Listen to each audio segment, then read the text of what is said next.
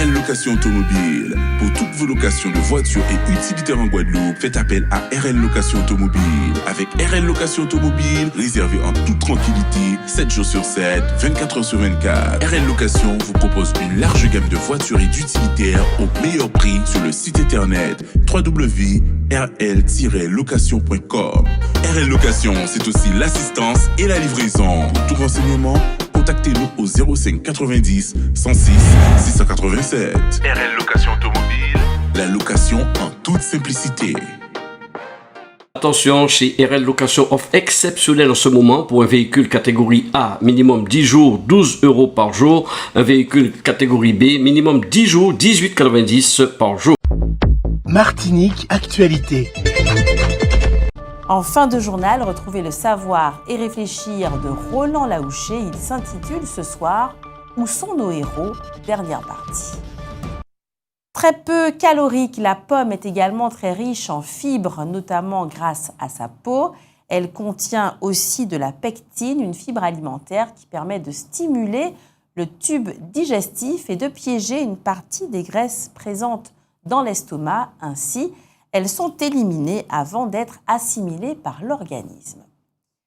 Aujourd'hui, l'air est de bonne qualité, il sera en revanche moyen demain. À l'Angelier-Bellevue, mardi à la mi-journée, après qu'un de ses voisins lui ait porté plusieurs coups de couteau alors qu'il regagnait son domicile, un auxiliaire de vie âgé de 41 ans a succombé à ses blessures à l'hôpital. Le meurtrier présumé, qui semble avoir agi sans raison apparente, a été placé en détention provisoire au centre pénitentiaire de Ducos.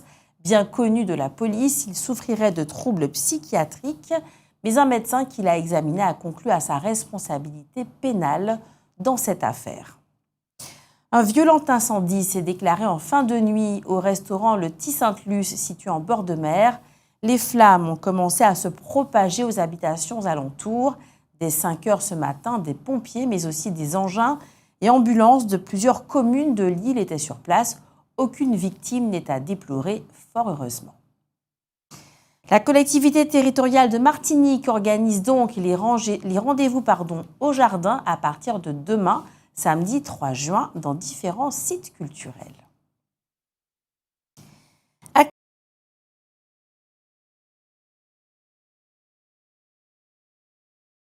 En présentant l'ouvrage, Roger Parsemin a affirmé « Ce livre est un concentré d'une humanité saine.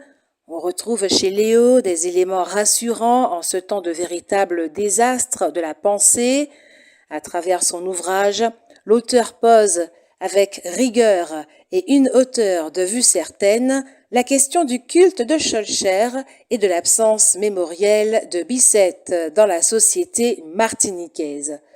Pour l'historienne Marie-Hélène Léotin, modératrice de la soirée, l'ouvrage de Léo Ursulé confronte les sources et cherche à rester le plus objectif possible, bien que la neutralité n'existe pas.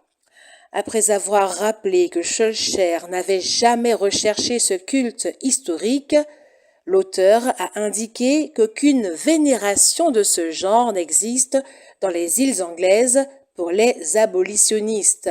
Selon Léo Ursulé, Bicêtre était à l'avant-garde du combat abolitionniste, tandis que Victor Schœlcher s'était, lui, opposé à l'émancipation immédiate.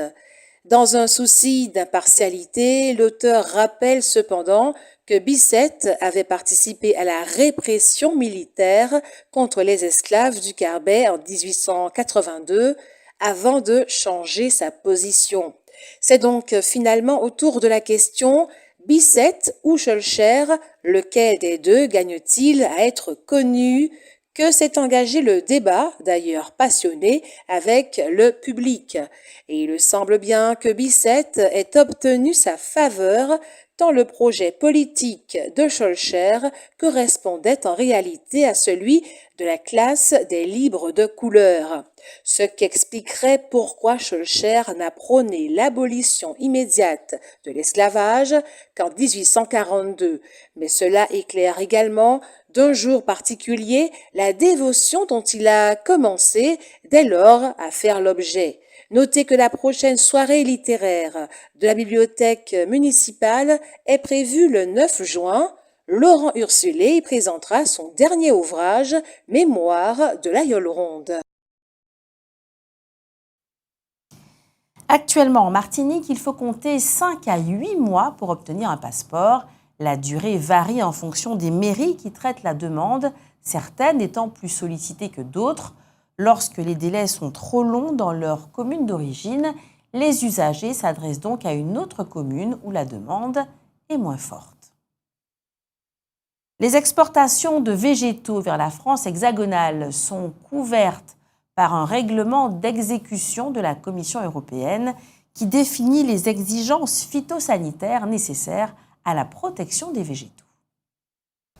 Cette réglementation a été renforcée afin d'éviter l'introduction et la propagation du papillon Spodoptera frugiperda sur le territoire européen qui en est actuellement exempt.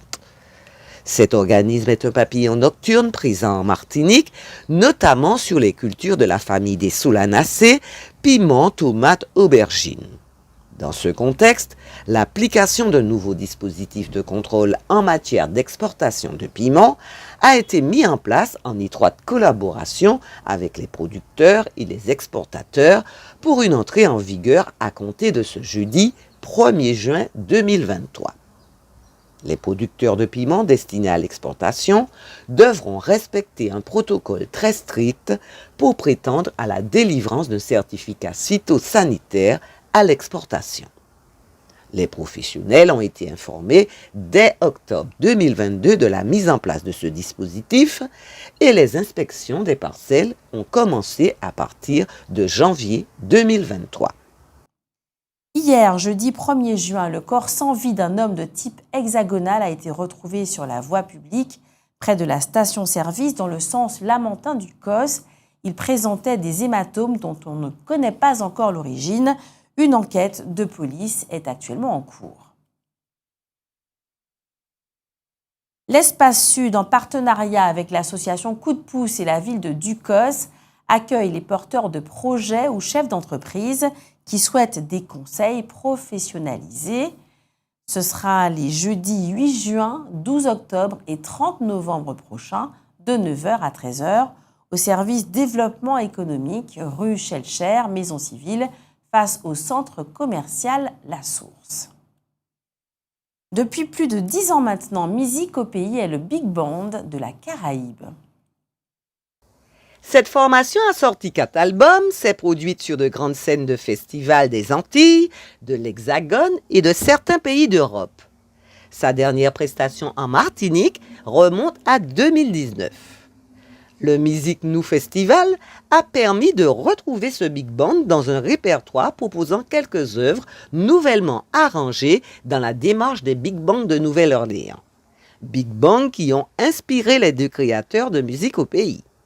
Reste que Musique au pays propose un répertoire essentiellement basé sur des musiques contemporaines de la Caraïbe, d'Haïti et de la Réunion.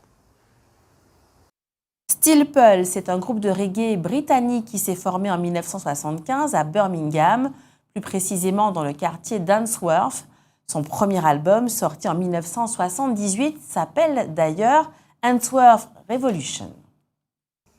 C'est un groupe qui propose un reggae très particulier avec des chansons au texte engagé sur des arrangements et des harmonies vocales aisément identifiables.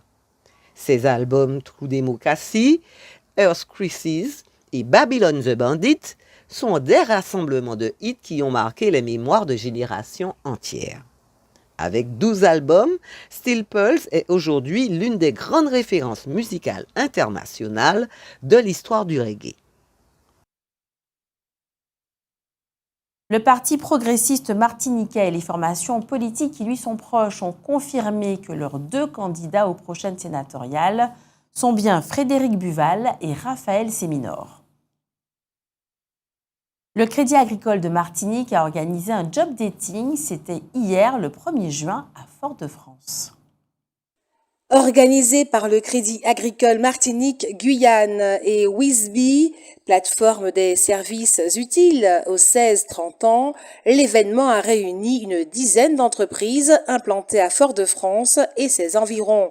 Elle proposait une vingtaine de postes en CDD, CDI, intérim, VIE, alternance, dans des secteurs divers, commerce, travaux chantiers, services à la personne, relations client-support, comptabilité contrôle de gestion, administration, graphisme, illustration, marketing, nettoyage ou encore logistique, etc. La médiation ouverte entre les grévistes et la Poste suite à l'ordonnance du juge des référés rendue le 24 mai dernier est suspendue ce vendredi 2 juin, le temps pour chacune des parties de formuler des propositions permettant de converger sur une solution qui retiendra leur accord. L'ensemble des activités postales se déroule avec le personnel non gréviste. À Schellcher, les accueils collectifs de mineurs de juillet se dérouleront du 10 au 31 juillet. Les préinscriptions se feront du 1er au 30 juin via l'adresse e-mail préinscription.acm tout en minuscules @mairie-du6schellcher.com. Le dossier de préinscription et la liste des pièces à fournir sont à télécharger sur le site internet de la mairie www.mairie-du6schellcher.fr.